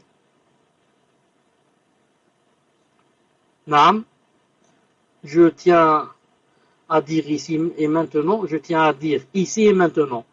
qu'aucun frère, Bidna Ta'ala, n'a le droit de contacter cette sœur. D'ailleurs, moi, en donnant ce numéro de téléphone, j'aurais pas dû le donner comme ça devant tout le monde. J'aurais dû le donner seulement en PV. Je dis pourquoi? Parce que cette sœur n'est pas divorcée. Cette sœur est toujours mariée. Son mari est seulement absent. Il peut revenir du jour au lendemain. Donc, je conseille, et j'interdis à toute personne qui est un frère de contacter cette sœur. Pourquoi? Pour garder l'honneur de son mari. Et bien sûr, comme j'ai dit, je n'aurais pas dû donner le numéro comme ça devant tout le monde. Mais je n'ai pas réfléchi aux conséquences. Que Allah Azza wa Jal me pardonne. Je vous donne le micro, Inch'Allah Ta'ala. Cheikh, je voulais juste vous rappeler une chose. La dernière fois, vous avez dit donc par rapport donc à quelques paroles de Cheikh Al-Uthaymin rahimahullah par rapport à, je pense, l'éducation des enfants. Je ne sais pas si vous avez trouvé votre dossier, votre doc. Voilà. Et donc voilà, la personne, je vous ai dit en PV, ça va être rapide, Inch'Allah. Et il a dit que ça sera rapide, Inch'Allah. Tfaddal, Cheikh. Wa jazakumullah khair. Est-ce que tu veux dire que la personne demande si le fichier est là? Est-ce que c'est ça la question? Est-ce que la personne demande si j'ai le fichier? Cher, de toute façon, Inch'Allah, si c'est comme ça, peut-être qu'on va... je le garderai, et comme ça, dès qu'une personne me demandera ça, je lui enverrai, ou alors on verra, Inch'Allah. Barakallahu fikum. D'accord, une seconde, Inch'Allah Ta'ala, je vais vous donner le fichier. Je vais vous donner, Inch'Allah Ta'ala, le fichier, une seconde. Une seconde. J'attends, Inch'Allah Ta'ala, qu'il s'ouvre. طيب, vous m'entendez, Inch'Allah? Vous m'entendez? طيب, ce fichier est en arabe. Je vous lis et je vous traduis, Inch'Allah Ta'ala. Alors, le fichier est en arabe. Non. Je vous traduis, Inch'Allah Ta'ala, de l'arabe vers le français. Une seconde. Il a dit, سئل العلامة محمد بن صالح العثيمين رحمه الله كيف يعلم الأب أبناءه التوحيد. Le cheikh Ibn Uthaymin rahmatullah, le grand savant, on lui a posé la question, comment le père peut-il apprendre le tawhid et l'unicité à son fils? فأجاب يعلمهم التوحيد, il a dit, il leur apprend le tawhid, نعم, يعلمهم التوحيد كما يعلمهم غيرهم من الأمور, comme il leur apprend les autres choses. ومن أحسن ما يكون في هذا الباب كتاب ثلاثة الأصول. Et il a dit, ce qu'il y a de meilleur dans cette matière tawhid, c'est de leur apprendre le livre les trois fondements de Cheikh Mohammed ibn Abdul Wahhab. إذا حفظوا عن ظهر قلب, il a dit, s'ils l'apprennent par cœur, il leur fait apprendre le livre par cœur, s'il peut bien sûr, quand ils sont à un certain âge. وشرح لهم معناه على الوجه المناسب. Et ensuite, il essaie de le leur expliquer, نعم, المناسب لأفهامهم وعقولهم. Et il essaie de leur expliquer d'après leur niveau et leur intelligence. S'il arrive à cette chose, c'est vraiment qu'il a fait un grand khayr, un grand bien. لأنها مبنية على السؤال والجواب. Il a dit parce que ce livre, ce qui contient de bien, c'est que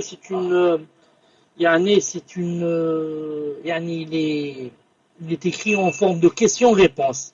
وبعبارة واضحة سهلة. Et ensuite, ce que contient ce livre, c'est qu'il a été écrit d'une façon simple, les mots sont simples. نعم.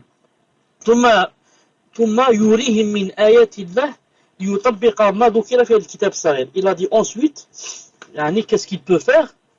Il peut leur montrer ce qu'il y a dans l'univers, pour appliquer ce qu'il a lu dans le livre. Par exemple, il a dit, une seconde, il a dit par exemple, là,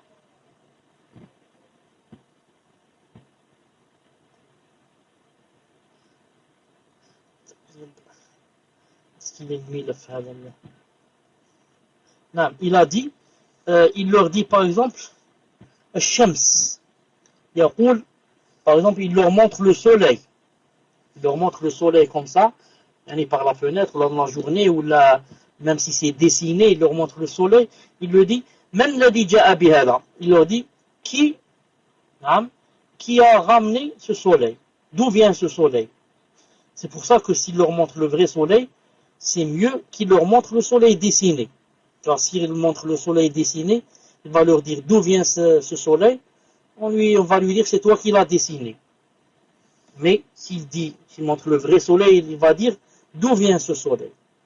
Comment se fait-il que le soleil soit là? Je ne sais pas d'où il est venu. Il dit comme ça à son fils.